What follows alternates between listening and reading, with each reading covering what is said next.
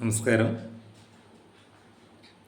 ഏകാഗ്രമാക്കിയ മനസ്സ് നമ്മുടെ പ്രശ്നത്തിനുള്ള പരിഹാരമാണ് എന്നാണ് യോഗസൂത്രം പറയുന്നത്. മനസ്സ് തന്നെ സ്വരൂപത്തിൽ പ്രവർത്തിച്ച് പരിഹാരമായി മാറും.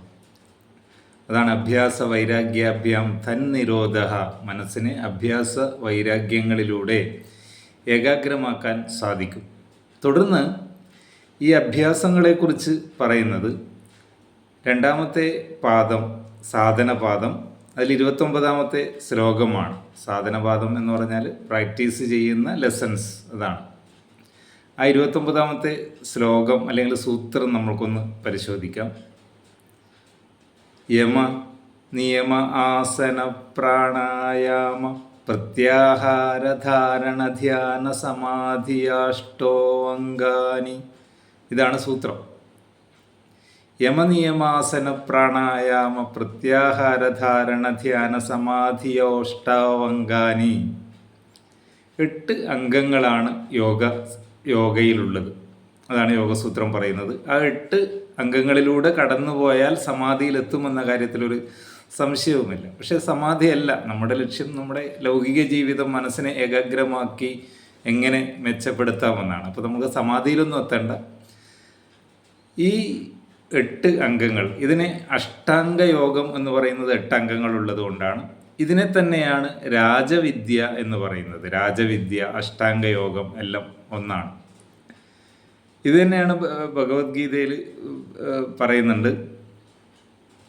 രാജവിദ്യ രാജഗുഹ്യം പവിത്രമിഹ വിദ്യതേ പ്രത്യക്ഷാവഗമം ധർമ്മ്യം സുസുഖം കർത്തും അവ്യയം.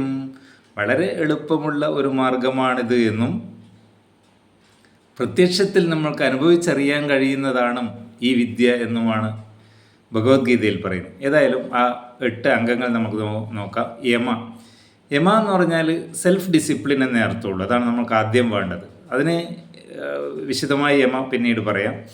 നിയമ എന്ന് പറഞ്ഞാൽ സോഷ്യൽ ഡിസിപ്ലിൻ, നമ്മൾ സമൂഹത്തിൽ എങ്ങനെ ജീവിക്കണം. ആസനം എന്ന് പറഞ്ഞാൽ നമ്മുടെ ബോഡി സ്റ്റേബിളാക്കി മാറുക, ഫ്ലെക്സിബിളാക്കി മാറ്റുക. ഒറ്റ ആസനത്തിൽ തുടർച്ചയായി കുറേ സമയം നമുക്ക് ഒറ്റ ആസനത്തിൽ ഇരിക്കാൻ സാധിക്കുക. ആസനം. പ്രാണായാമം എന്ന് പറഞ്ഞാൽ നമ്മുടെ മനസ്സും ശ്വസനവും ബന്ധപ്പെട്ടതാണ്. മനസ്സിനെ നിയന്ത്രിച്ചാൽ ശ്വസനത്തെ നിയന്ത്രിക്കാം. പ്രാണായാമം കഴിഞ്ഞ പ്രത്യാഹാരം, മനസ്സിനെ ഒന്നിൽ കേന്ദ്രീകരിക്കാൻ പഠിക്കുക, ഉള്ളിലോട്ട് വലിക്കാൻ പഠിക്കുക എന്നുള്ളതാണ് പ്രത്യാഹാരം. അത് കഴിഞ്ഞാൽ ധാരണ എന്ന് പറഞ്ഞാൽ ഒരു വസ്തുവിൽ തന്നെ തുടർച്ചയായി കേന്ദ്രീകരിക്കാൻ സാധിക്കുക. ധ്യാനം എന്ന് പറയുമ്പോൾ തുടർച്ചയായി ഒരു എണ്ണ ഒഴുകും പോലെ ഒരു വസ്തുവിൽ തന്നെ ശ്രദ്ധ കേന്ദ്രീകരിക്കാൻ കഴിയും.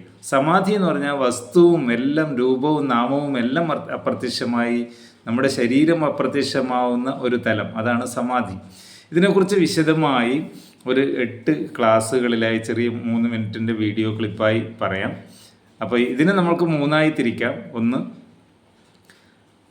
യമനിയമ ആസന പ്രാണായാമ വരുന്ന അത്രയും സ്റ്റെപ്പിനെ നമ്മൾ ബഹിരംഗ സാധന എന്ന് പറയാം. അത് കഴിഞ്ഞാൽ പ്രത്യാഹാര ധാരണ, അതിന് നമ്മൾ അന്തരംഗ സാധന എന്ന് പറയും. അത് കഴിഞ്ഞാൽ ധ്യാന സമാധി ആത്മരംഗ സാധന എന്ന് പറയും. ഇത് 8 മണിക്കൂറോ 8 ദിവസമോ ക്ലാസ് എടുക്കേണ്ടതാണ്. ഏതായാലും അടുത്ത വീഡിയോ ക്ലിപ്പുകളിൽ ഇത് ഓരോന്നോരോന്നായി പറയാം. Thank you.